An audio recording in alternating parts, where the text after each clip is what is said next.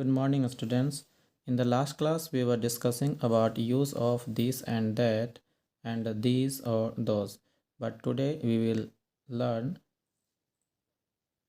which is a very requirement for before learning tense. जब हम लोग टेंस की बात करते हैं, जब हमें टेंस सीखना होता है, उससे पहले कुछ ऐसे चीज़ जानने की ज़रूरत होती है जो कि टेंस में बहुत ही ज़्यादा आवश्यक होता है, जैसे कि स्ट्रक्चर। अभी स्ट्रक्चर क्या होता है? स्ट्रक्चर एक ऐसा फ्रेम है जिसके थ्रू हम टेंस को सीखते हैं, है ना।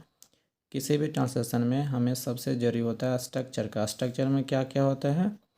सब्जेक्ट, इसके बाद helping verb, then main verb and then object.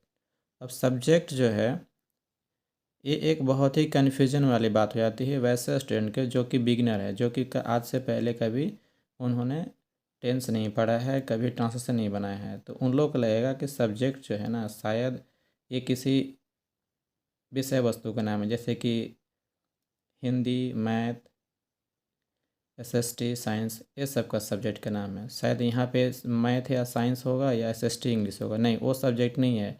यहाँ पे सब्जेक्ट का मतलब होता है डूअर, करता, जो कि काम को करता है। इसका मतलब सब्जेक्ट किसको बोलेंगे? वैसे वर्ड को जो कि काम को करता है, उसे हम सब्जेक्ट बोलते हैं। सब्जेक्ट में क्या क्या हो सकता है? या तो सब्जेक्ट में नाउन आएगा या फिर प्रोनाउन आएगा। हाँ, तो प्रोनाउन की बात करें तो कितने सारे प्रोनाउन आएंगे? बहुत सारे प्रोनाउन आएंगे या कोई लिमिटेड है? नहीं, इसके बारे में हम नेक्स्ट में आगे हम इसमें डिस्क्राइब करेंगे कि कितने सारे प्रोनाउन को हम एज अ सब्जेक्ट मानेंगे, है ना। इसके बाद हेल्पिंग वर्ब, सब्जेक्ट के अकॉर्डिंग हेल्पिंग वर्ब आता है। अगर सिंगुलर सब्जेक्ट है तो singular helping verb, plural subject है तो प्लूरल हेल्पिंग वर्ब। खैर, ये हेल्पिंग वर्ब कब सिंगुलर होगा कब प्लूरल होगा वो हम आगे की क्लास में पढ़ेंगे। इसके बाद सब्जेक्ट वर्ब, हेल्पिंग वर्ब के बाद हम लोग क्या क्या हम लोग यूज़ करते हैं? मेन वर्ब, है ना। मेन वर्ब के बाद जैसे गो, लाफ, प्ले, सिंग, ये सब क्या है? मेन वर्ब है। अब मेन वर्ब के बाद हम डायरेक्ट क्या यूज़ करते हैं? ऑब्जेक्ट को। जैसे में ऑब्जेक्ट क्या है? मेन वर्ब के बाद ऑब्जेक्ट आता है, पेन, बुक, और फिर ऑब्जेक्टिव केस ऑफ प्रोनाउन। अब ये ऑब्जेक्टिव केस ऑफ प्रोनाउन क्या है ना। तो ऑब्जेक्टिव केस ऑफ प्रोनाउन हम लोग आगे पढ़ेंगे इसी क्लास में। चलो अब हम लोग पढ़ते हैं सब्जेक्टिव केस। किसका? प्रोनाउन का। अब भाई प्रोनाउन क्या है? नाउन के बारे में तो जानते हैं, naming words are called noun. जितने भी नाम है ना, या चाहे वो प्रॉपर नाउन हो, कॉमन नाउन हो, खैर ये सब नाउन की डिटेल्स हम लोग नाउन जब क्लास चालू करेंगे, अभी नहीं बहुत दिन बाद, तो नाउन के बारे में पढ़ेंगे। लेकिन सीधा सा बात ये जान लेते हैं कि नाउन उसको कहते हैं जिसका कुछ नाम हो। एग्जाम्पल के लिए जैसे सामने क्या दिखाई दे रहा है?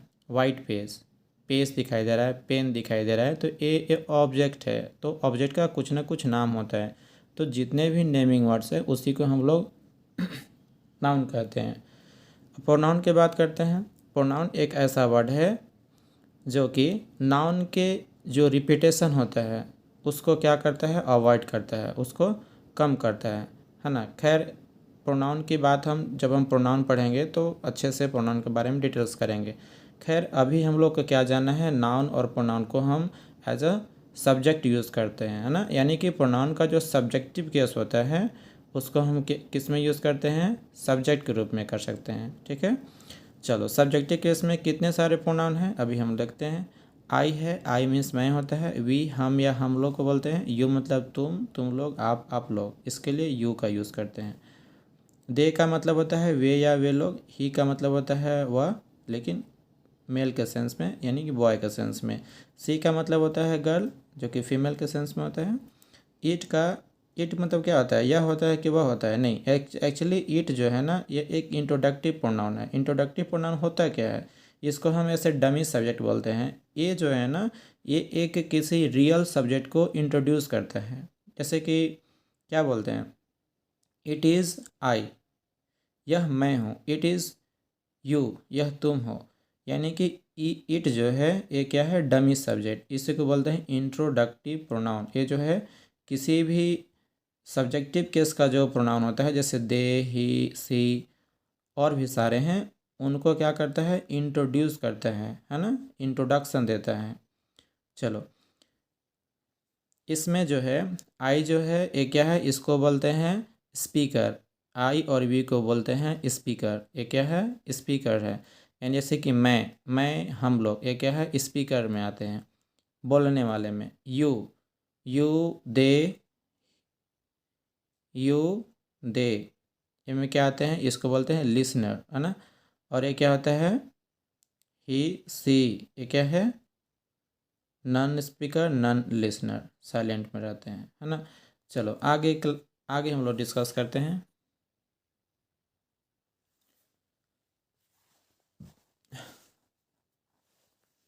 Objective case of pronoun.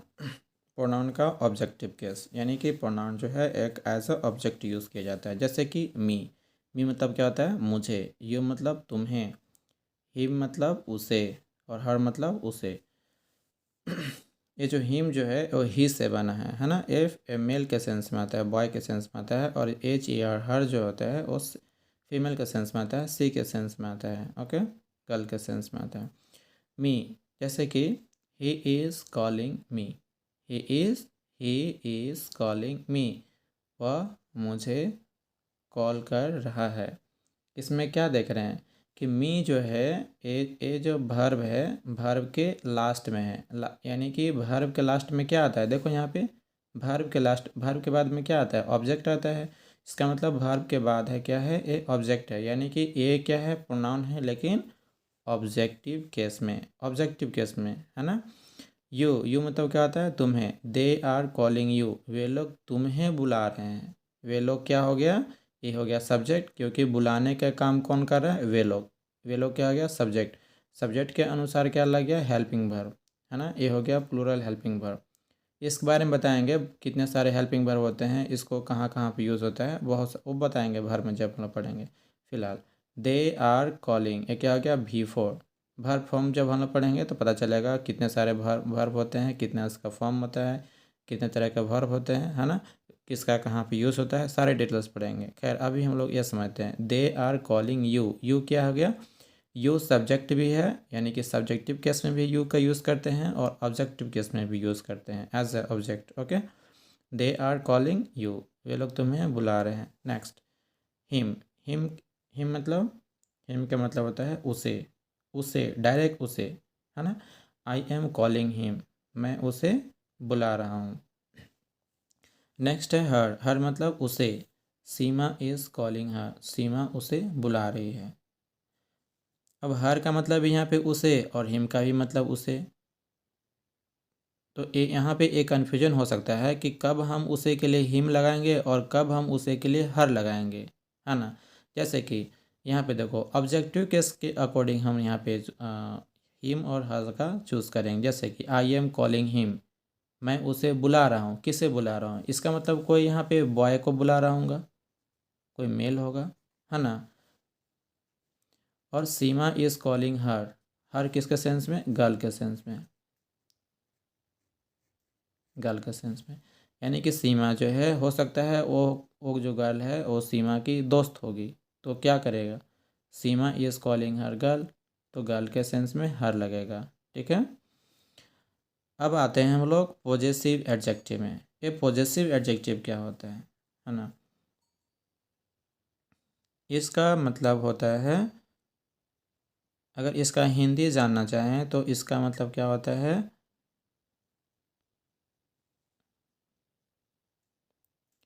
अधिकारवाचक विशेषण, है ना। अधिकारवाचक मतलब कि ये किसी नाउन पे अधिकार के बारे में बताता है कि नाउन का मालिक कौन है, इस नाउन पर अधिकार किसका है। जैसे कि हम लोग बोलते हैं ना कि मेरी कार है, ये मेरा भाई है, वह उसका किताब है, वह मेरा घर है, इस तरीक़ा से। यानी कि किसी का नाउन, नाउन जो है वो किसका है, नाउन नाउन पे अधिकार किसका है, इसी को बोलते हैं पॉजेसिव एडजेक्टिव। जैसे कि ईट का वो होता है इट्स, आई का होता है माई, वी का होता है आवर, यू का योर, ही का हीज, सी का हर और दे का देयर। इसमें एक चीज़ हमें ध्यान देना होता है कि पॉजिटिव एडजेक्टिव के बाद हमेशा नाउन आता है, या in other word we can say that positive adjective is used before a noun. इसका मतलब ये हुआ कि जो पॉजिटिव एडजेक्टिव होता है वो हमेशा नाउन के पहले आता है। ऐसा कभी नहीं होगा कि सब्जेक्ट लगा दिए और वर्ब लगा दिए और लास्ट में लिख दिए पॉजिटिव एडजेक्टिव और नाउन लिखे ही नहीं, नहीं गलती हो जाएगा। यहाँ पे देख लेते हैं एग्जाम्पल के लिए, इट्स कैप, इट्स कैप, इसकी ढक्कन, यानी कि पेन का जो ढक्कन होता है, कैप जो भी बोलते हैं, है ना, इट्स कैप। एक कैप क्या हो गया, नाउन, नाउन के पहले क्या आ गया, पॉजेसिव एडजेक्टिव। बोले थे ना कि पॉजेसिव एडजेक्टिव हमेशा नाउन के पहले आता है। हाँ, अगर पॉजेसिव एडजेक्टिव है इसका मतलब कि इसके बाद नाउन लिखना ज़रूरी है, नहीं तो सेंटेंस बिल्कुल गलत हो जाएगा। माई पेन, माई पेन, मेरा कलम। आवर वैन, हमारी गाड़ी। योर ब्रदर, तुम्हारा भाई। ही सिस्टर, उसकी बहन। हर सिस्टर, उसकी बहन। अब यहाँ पे देखो, अब यहाँ पे ए डिफाइन नहीं करना है, ए हमें नहीं सोचना है कि ही का मतलब उसका होगा और हर का मतलब उसकी होगा। नहीं, दोनों का मतलब उसका उसकी ले सकते हैं। लेकिन यहाँ पे एक चीज़ है कि देखो, यहाँ पे क्या है, सिस्टर, ये क्या है, फीमेल है, तो फीमेल के अकॉर्डिंग क्या क्या बोलेंगे, हिज सिस्टर लिख सकते हैं। हिज सिस्टर कैसे, ये दोनों सेंटेंस कैसे सही है, ये तो पहले बात है कि ये दोनों में उसकी लगेगा, लेकिन यहाँ पे हीज़ लगेगा या हर लगेगा, तो यहाँ पे कन्फ्यूजन होता है सर। यहाँ पे सिस्टर है तो ये इसका मतलब सिर्फ हर होना चाहिए, नहीं बिल्कुल नहीं। सिस्टर देखो, किसी भाई का भी बहन हो सकती है ना, किसी भाई का भी बहन हो सकती है, या फिर सिस्टर जो है किसी बहन का सिस्टर हो सकती है।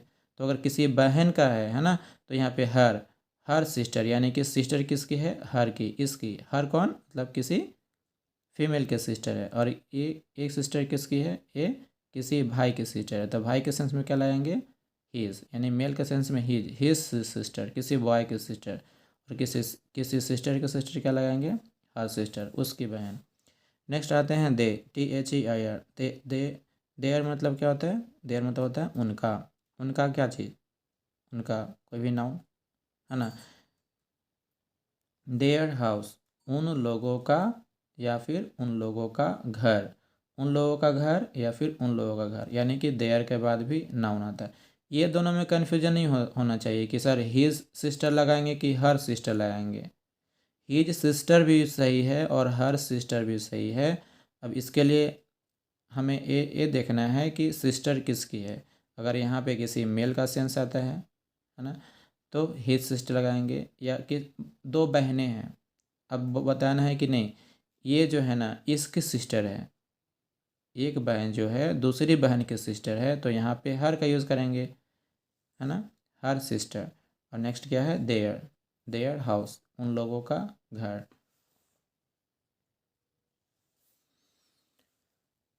यह मेरा कलम है, दिस इज़ माई पेन।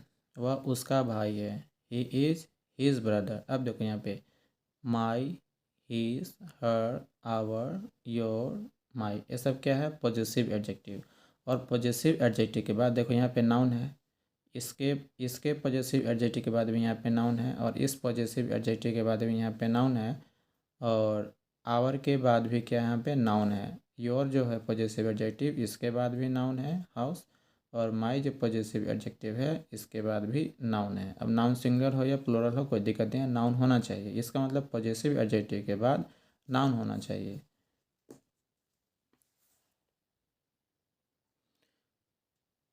तो अभी तक हम लोग क्या डिस्कस किए हैं कि एज क्या है, पॉजिटिव एडजेक्टिव है। Its, my, our, your, his, her, their. और इन सारे पॉजिटिव एडजेक्टिव के बाद हम हमेशा नाउन यूज़ करेंगे, ये कंपलसरी है ना। और इतने सारे क्या हम लोग, ये सब हम लोग एग्जाम्पल के थ्रू समझने का काम किए, ठीक है। आगे देखते हैं क्या हम लोग को। अब हमें सीखना है पॉजेसिव प्रोनाउन। पॉजेसिव प्रोनाउन क्या है, अभी इससे पहले हम लोग सीखे पॉजेसिव एडजेक्टिव, अब हमें सीखना है पॉजेसिव प्रोनाउन। PP से लिखें शॉर्टकट में, पॉजेसिव प्रोनाउन प्लस नाउन, नहीं बिल्कुल गलत है, यहाँ पे हो जाएगा पॉजेसिव प्रोनाउन के बाद नाउन नहीं आता है। नाउन किसके बाद आता है, पॉजेसिव एडजेक्टिव के बाद। या ऐसे कह सकते हैं कि नाउन के पहले पॉजेसिव एडजेक्टिव लगता है और फिर पॉजेसिव एडजेक्टिव के बाद नाउन लगाना जरूरी होता है, लेकिन पॉजेसिव प्रोनाउन के बाद नाउन लगाना बिल्कुल ज़रूरी नहीं होता है, गलती हो जाएगा ना। कितने सारे पॉजेसिव प्रोनाउन हैं?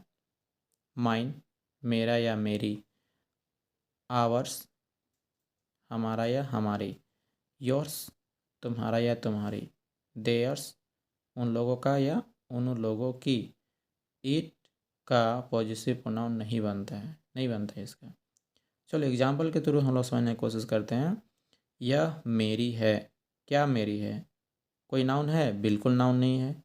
जब नाउन नहीं है तो क्या लगाएंगे यहाँ पे? पॉजिटिव प्रोनाउन मेरी। यहाँ पे देखो मेरी, मेरे या मेरी, क्या लगाएंगे? माइन, यानी कि क्या लगाएंगे? यह का this, this is mine, this is mine.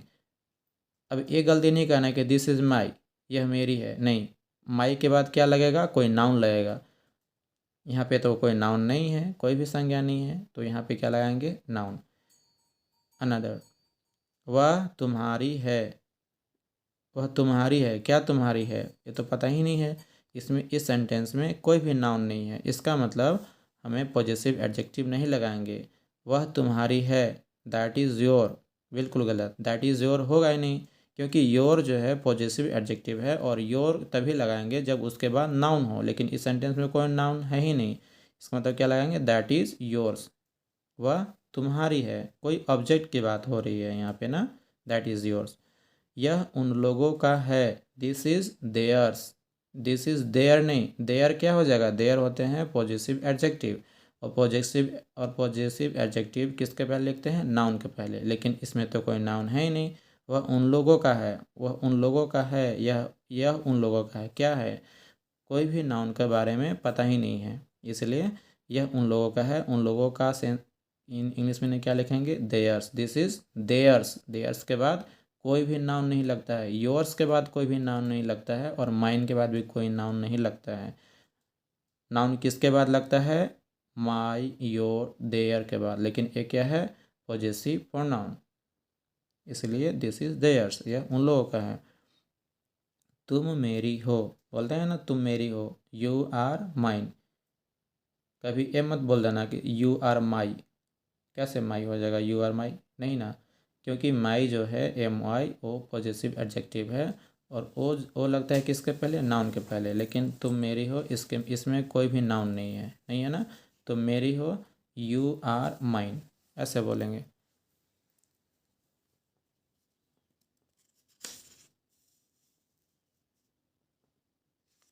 Yes, देख पा रहे होगे, तुम मेरी, यू आर माइन, वो यह उन लोगों का है, दिस इज देयर्स। एंड वह तुम्हारी है, दैट इज़ योर्स। यह मेरी है, दिस इज़ माइन। अब हमें सीखना है इम्फैटिक प्रोनाउन और रिफ्लेक्सिव प्रोनाउन। इम्फैटिक और रिफ्लेक्सिव होता क्या है? दोनों एक ही चीज़ होता है, बस इसमें अंतर यही है यूज़ के according. It is use to absence of an object. ये जो है कब यूज़ करते हैं? जब सेंटेंस में ऑब्जेक्ट नहीं दिया रहे, उसके बदले में हम लोग क्या यूज़ करते हैं? इम्फैटिक प्रोनाउन को। इसका मतलब इम्फैटिक प्रोनाउन या रिफ्लेक्सिव प्रोनाउन जो है वो एक क्या है? ऑब्जेक्टिव केस में लिखते हैं। जैसे कि इसका इस्तेमाल सेंटेंस यानी कि वाक्य में ऑब्जेक्ट न रहने पर किया जाता है ना। और ये जो है सब्जेक्ट को इंट्रोड्यूस करने के लिए कहते हैं ऑब्जेक्टिव केस के रूप में। जैसे कि आई का होता है माई सेल्फ, यानी कि माई सेल्फ जो वर्ड जो है ना वो कैसा है? ऑब्जेक्टिव केस में, ऑब्जेक्टिव केस शॉर्ट में लिख दे रहे हैं, ऑब्जेक्टिव केस। वी का क्या होता है? पॉजेसिव रिफ्लेक्सिव प्रोनाउन या emphatic pronoun, ourselves. Ourselves क्यों? यहाँ पे माई सेल्फ है और यहाँ पे आवर सेल्फ्स है। यहाँ पे तो सेल्फ नहीं है, लास्ट में आवर सेल्फ नहीं है, आवर सेल्फ्स, क्योंकि आई जो है ना ये सिंगुलर है और ये प्लूरल है। प्लूरल में क्या होता है? एफ नहीं लगता है, प्लूरल में क्या लगता है? VES लगता है ना। और इसमें क्या आता है? सेल्फ, सिंगुलर में लगता है सेल्फ लास्ट में। जैसे ये देखो, माई क्या है, माई जो है पॉजिटिव एडजेक्टिव है, और पॉजिटिव एडजेक्टिव में क्या क्या इसमें ऐड होता है, सेल्फ, है ना। किसमें, पॉजिटिव एडजेक्टिव जो कि सिंगुलर सब्जेक्ट का बना हो। लेकिन आवर आवर किस, आवर जो है पॉजिटिव एडजेक्टिव ये किसका बना है, प्लूरल प्रोनाउन का, वी का, वी का क्या बना है, आवर, इसलिए क्या लगाएंगे आवर में SELVES, selves. Okay, next you. You के साथ एक कन्फ्यूजन होता है कि सर यू जो है ये सिंगुलर सब्जेक्ट है या प्लूरल सब्जेक्ट है। यू का मतलब होता है तुम। अगर मान के चलो मेरे सामने कोई एक बॉय है, तो ये प्लूरल है कि सिंगुलर है, तो क्या क्या बोलते हैं, ये तो सिंगुलर है, अगर सिंगल है तो सिंगुलर है। लेकिन मेरे सामने अगर अगर टू फ्रेंड है, बहुत यानी कि दो है या दो से ज़्यादा है, टू और मोर देन टू, तो हम लोग क्या बोलेंगे, तुम लोग। अगर तुम लोग अच्छे हो, तुम लोग अच्छे खिलाड़ी हो, है ना। तो यानी कि यू जो है इसका मतलब तुम या तुम लोग होता है। यू क्या है, ये सिंगुलर सेंस में भी इसको माना जाता है और प्लूरल में भी। अगर यू को एज ए सिंगुलर अगर हम देखते हैं तो क्या लिखेंगे, यू का प्लूरल, यू का पॉजिटिव एडजेक्टिव क्या बताए थे, योर सेल्फ। यहाँ पे सेल्फ क्यों हो गया, क्योंकि हम यहाँ पे तुम के सेंस में देख रहे हैं। यू मतलब वन, वन एक मान रहे हैं ना, इसलिए यहाँ पे सेल्फ मान लिए। एक मान रहे हैं तो सेल्फ मान लिए। और तुम लोग है ना, यहाँ पे प्लूरल मान रहे हैं तो क्या, अगर more than one, more than ये जो है प्रोनाउन पॉजेसिव प्रोनाउन से बन रहे हैं ना, मोर देन वन। अगर मोर देन वन मान रहे हैं, एक से ज़्यादा मान रहे हैं, तो प्लूरल सेंस में आ गया। और प्लूरल सेंस में आ गया तो क्या लिखेंगे, योर सेल्फ्स, योर सेल्फ। और सिंगुलर में है तो योर सेल्फ, है ना। Next THEY, they. THEY, दे का क्या बन गया, देम सेल्फ्स, सेल्फ्स लग गया ना, क्योंकि दे प्लूरल प्रोनाउन है। और प्लूरल प्रोनाउन का जो पॉजिटिव एडजेक्टिव बनता है देम, और देम क्या हुआ, देम सेल्फ्स, है ना, देम सेल्फ्स। ही का क्या होता है, हिम सेल्फ। सी का हर सेल्फ, और इट का इट सेल्फ, इट सेल्फ।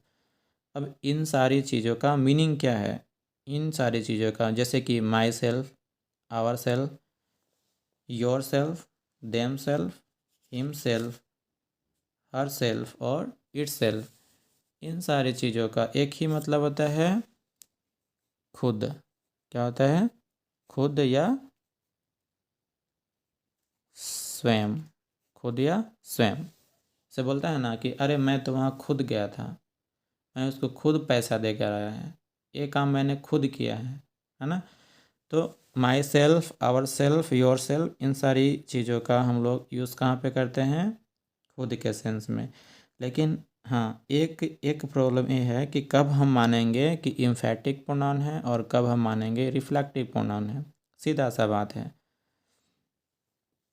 अगर हम इम्फैटिक प्रोनाउन की बात करें तो इम्फैटिक प्रोनाउन अगर हम ऑब्जेक्टिव केस के रूप में कर रहे हैं तो तब हम मानेंगे इम्फैक्टिव प्रोनाउन। एक कब लगता है, सेंटेंस के लास्ट में। और अगर सेंटेंस के कोई भी अगर सब्जेक्ट है, सब्जेक्ट के जस्ट बाद अगर हम यूज़ करते हैं ourselves, myself, themselves, किसी एक का, तो हम उस वक्त हम क्या मानेंगे, ये है reflective pronoun. Reflexive pronoun according to use के अकॉर्डिंग हम पता करेंगे कि रिफ्लेक्सिव प्रोनाउन है या फिर रिफ्लेक्सिव या फिर इम्फैटिक प्रोनाउन है। आई माई सेल्फ हेल्प्ड हिम, मैंने खुद उसको सहायता किया, मैंने खुद उसको सहायता किया, मैंने खुद उसे सहायता किया। ये जो है किस पे जोर डालता है, वर्ब पे। मैंने खुद उसे सहायता किया, वे लोग खुद यहाँ आए, they them self came here, उन लोग या वे लोग खुद यहाँ आए। एम्फेटिक प्रोनाउन कैसे समझते हैं, अकॉर्डिंग टू यूज़ के अकॉर्डिंग समझेंगे। I went his house myself, मैं उसके घर खुद गया, है ना। ये जो माई सेल्फ लास्ट में है ये भर पे जोड़ नहीं डालता है, लेकिन अगर यहाँ पे देखें, यहाँ पे देखेंगे कि ये जो देम सेल्फ है ना ये भर पे जोड़ डालता है। दे देम सेल्फ्स केम देयर, वे लोग वहाँ खुद गए। Emphatic pronoun according to use, I went his house myself, मैं उसके घर खुद गया। I have made his things myself, myself यहाँ पे अलग है ना, माई सेल्फ अलग है। मैंने ये चीज़ें खुद बनाई। They had come here themselves, वे लोग यहाँ खुद आए थे। अब यहाँ पे मेड लगा, यहाँ पे हैड लगा, यहाँ पे क्या लगा, आई वेंट, यहाँ पे वर्ब का सेकंड फॉर्म लगा। ये अलग अलग ऐसा क्यों हो रहा है? जब जब हम लोग टेंस पढ़ लेंगे, जब हम लोग टेंस पढ़ लेंगे, सीख जाएंगे उसको, तो ये सब चीज़ें आसान लगने लगेगी। ठीक है। अब होमवर्क के लिए क्या बनाना है, वह तुम्हारी है। अब यहाँ पे देखना है योर लगाना है कि योर्स लगाना है कि क्या लगाना है, ये खुद से बनाना। वह तुम्हारी है। मुकेश मेरा भाई है, माई ब्रदर होगा या फिर आवर्स ब्रदर होगा, क्या होगा, बनाना इसको अच्छे से। यह कार मेरा है, दिस कार, अगर यह कार जो है ना एक एक जगह लिखाएगा दिस कार इज़, यहाँ पे माई होगा कि माइन होगा, ये चीज़ हम बता दिए हैं, गलती नहीं होना चाहिए। वह उसका घर है, वह उसका घर है ना, वह उसका घर है। दिस इज़, आगे बनाना क्या बनेगा, मैं तुम्हारा हूँ। आई एम योर होगा, आई एम योर्स होगा, क्या होगा, ये चीज़ बता दिए हैं। इस का मतलब होता है, एम का मतलब होता हूँ, आर का मतलब होता है। तो उम्मीद करते हैं आज जो जो भी चीज़ें बताई हैं आप लोगों को समझ में आ गया होगा। जैसे कि आज हम लोग क्या क्या पढ़े, हम लोग पढ़े हैं प्रोनाउन के बारे में समझे, सब्जेक्टिव केस क्या होता है, ऑब्जेक्टिव केस क्या होता है, पॉजेसिव एडजेक्टिव क्या होता है, और पॉजेसिव प्रोनाउन क्या होता है, दोनों में डिफरेंस क्या होता है, और इसका यूज़ कहाँ कहाँ पे करते हैं, पॉजेसिव एडजेक्टिव का यूज़ कहाँ पे करते हैं, और पॉजेसिव प्रोनाउन का यूज़ कहाँ पे करते हैं। पॉजेसिव एडजेक्टिव का यूज़ नाउन के पहले करते हैं, और पॉजेसिव प्रोनाउन का यूज़ नाउन के पहले नहीं करते हैं। और ये कह सकते हैं कि पॉजेसिव प्रोनाउन के बाद नाउन नहीं लगता है ना। और हम लोग क्या सीखे, इम्फेटिक प्रोनाउन और रिफ्लेक्सिव प्रोनाउन दोनों क्या है, और इसका यूज़ कहाँ कहाँ पे करते हैं। इसका यूज़ अगर हम जस्ट सब्जेक्टिव केस यानी कि सब्जेक्ट के जस्ट बाद अगर हम रिफ्लेक्सिव प्रोनाउन का यूज़ करते हैं, myself, ourselves, themselves, तो वहाँ पे हम कह सकते हैं कि ये रिफ्लेक्सिव प्रोनाउन है, यानी कि प्रोनाउन यानी कि सब्जेक्टिव केस के यानी कि सब्जेक्ट के जस्ट बाद यूज़ करते हैं। और यही myself, ourselves, themselves sentence के लास्ट में यूज़ करते हैं, तो इसी को बोल देते हैं इम्फेटिक प्रोनाउन। ठीक है, तो ये आप लोग बनाइएगा। Thank you very much. कल हम लोग पढ़ेंगे टेंस। ओके।